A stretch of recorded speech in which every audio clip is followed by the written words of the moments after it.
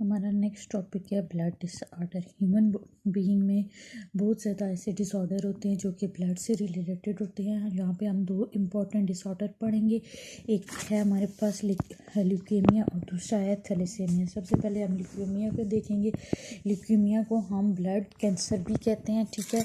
और इसमें हम क्या देखते हैं कि हमारे पास वाइट ब्लड सेल जो है उसका नंबर इंक्रीज़ होता है एबनॉर्मली, ठीक है। यानी कि जो उसका एक्चुअल नंबर है उससे बहुत ज़्यादा तेज़ी से ये नंबर इंक्रीज़ होने लग पड़ते हैं, ठीक है। ये नंबर इंक्रीज़ कितने होंगे? सेवरल 100,000 पर क्यूबिक मिलीमीटर, ठीक है।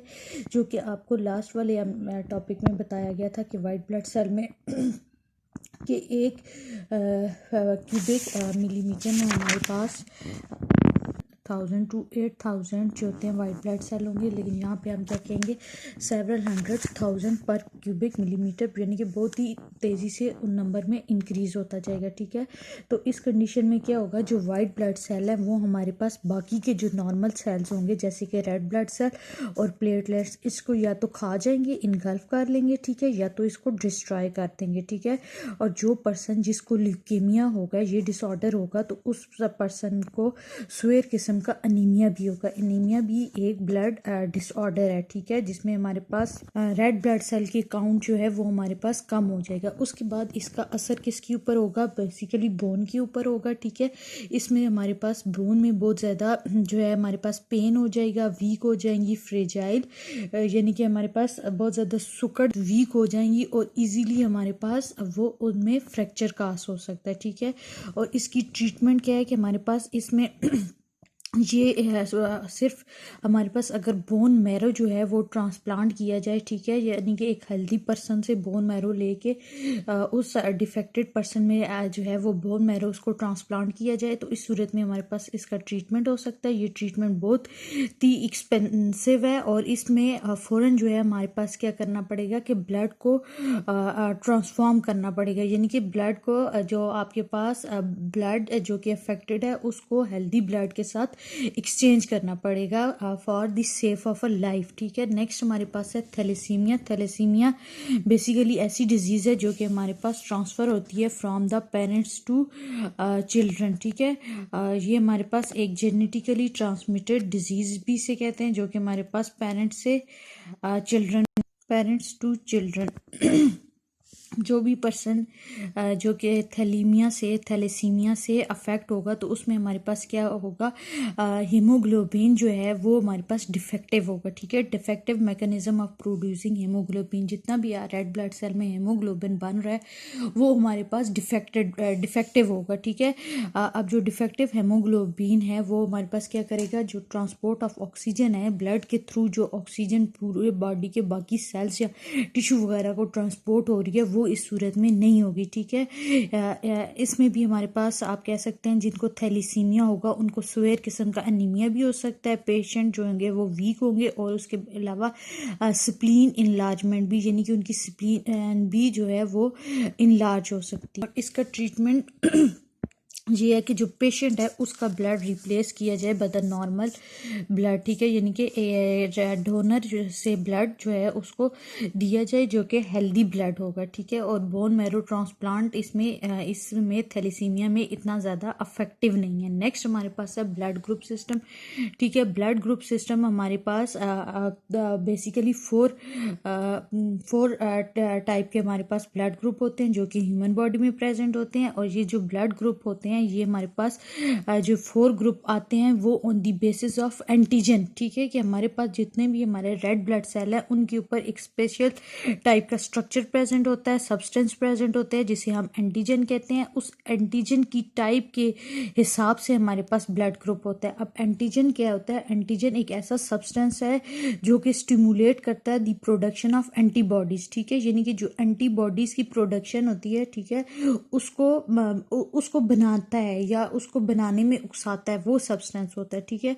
अब नॉर्मली जो होता है, नॉर्मली अगर बॉडी के अंदर हर एक ह्यूमन बीइंग के अंदर ब्लड के अंदर रेड ब्लड सेल के ऊपर एंटीजन प्रेजेंट होता है, और वो हमारे पास जो होता है जब तक उस बॉडी के अंदर कोई एंटीबॉडीज ना इंटर हो जाए, ठीक है, तो वो अपना रिस्पॉन्स नहीं दिखाएगा। नॉर्मली है एंटीजन हर एक ब्लड ग्रुप पे है और वो उसका कोई भी रिस्पॉन्स नहीं है। लेकिन अगर हमारे पास कोई भी फॉरेन एंटीजन यानी कि कोई भी आउटसाइड चीज़ जो है, जिसे हम कहते हैं कि कोई भी पैथोजन वगैरह हमारी बॉडी के अंदर चला जाता है, तो उस सूरत में क्या होता है, वाइट ब्लड सेल इस एंटीजन को रिस्पॉन्स करते हैं, और एंटीजन जो होता है वो हमारे पास क्या बनाता है, एंटीबॉडीज बनाएंगे अगेंस्ट दी पैथोजन जो कि हमारे पास आउटसाइड से या फॉरेन बैक्टीरिया वायरस वगैरह जो है वो हमारे पास आया है जो बॉडी को नुकसान देगा, ठीक है। उस सूरत में ये हमारे पास क्या बनाएगा, एंटीबॉडी बनाएगा ताकि उस पैथोजन को किल किया जा सके। नेक्स्ट है ABO blood group system. ABO blood group system जो है वो 1900 में इसको डिस्कवर किया गया था, ठीक है। कॉर लैंडस्टेनर ने इसको डिस्कवर किया था। अब ये नेक्स्ट है हमारे पास ह्यूमन बीइंग में जो 4 तरह के हमारे पास ब्लड ग्रुप हमें नजर आते हैं, blood group A, B, AB and O, ठीक है। अब ये जो नंबरिंग है या आप कह सकते हैं ये जो ब्लड ग्रुप नेम है, ये हमारे पास किसकी बेस पे दिए गए थे, ऑन दी पे बेसिस ऑफ द एंटीजन, ठीक है।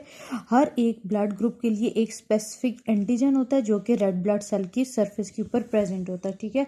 अगर हमारे पास ब्लड ग्रुप A है तो उसका हमारे पास एंटीजन भी क्या होगा, A होगा, ठीक है। और अगर ब्लड ग्रुप B है तो हमारे पास एंटीजन भी क्या होगा, B होगा, ठीक है। ब्लड ग्रुप हमारे पास AB है, एंटीजन क्या होगा, A एंड B। और अगर ब्लड ग्रुप A है तो उस सूरत में हमारे पास कोई भी एंटीजन नहीं होगा, ठीक है। अगर हमारे पास ब्लड ग्रुप A है तो उसमें हमारे पास क्या होगा, एंटीबॉडीज, ठीक है। यानी कि ये हमारे पास B के खिलाफ एंटीबॉडीज बनाएगा। अगर B है तो उसमें हमारे पास क्या होगा, A एंटीबॉडीज। AB है तो उसमें AB में कोई भी एंटीबॉडीज नहीं होती। और अगर O ब्लड ग्रुप है तो उसमें बोथ हमारे पास A एंड B होगा, ठीक है। ये आपकी बुक पे भी एक डायग्राम बनी हुई है, ठीक है। इसमें भी आपको क्लियर नज़र आ जाएगा कि अगर ब्लड ग्रुप A है, एंटीजन A है, ब्लड ग्रुप B है, एंटीजन B है, ब्लड ग्रुप A है तो एंटीजन A एंड B है, ब्लड ग्रुप O है तो हमारे पास कोई भी एंटीजन नहीं है, ठीक है। और ब्लड ग्रुप A है तो हमारे पास एंटीबॉडी क्या है, एंटी B है, ठीक है। ब्लड ग्रुप B में एंटी A है, ब्लड ग्रुप AB में हमारे पास एंटीबॉडीज नहीं प्रेजेंट, ठीक है। और ब्लड ग्रुप O में हमारे पास anti A and anti B antibodies present है, ठीक है।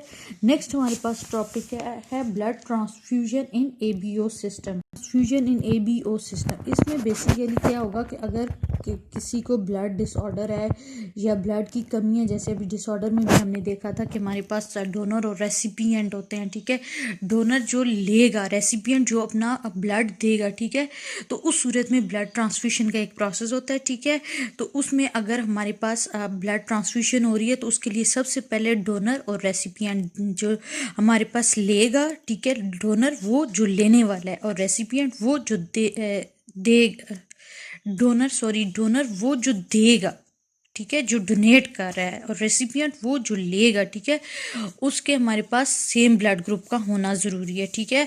अगर हमारे पास जो लेने वाला है जिसको ब्लड चाहिए अगर वो A है तो जो देगा वो उसे क्या है, A एंड O दे सकता है, ठीक है। और B को B एंड O देगा, AB को हमारे पास AB देगा। और ब्लड ग्रुप अगर किसी का O है तो O ब्लड ग्रुप वाले बंदे को सिर्फ O वाला ही जो है ब्लड डोनेट कर सकता है, ठीक है।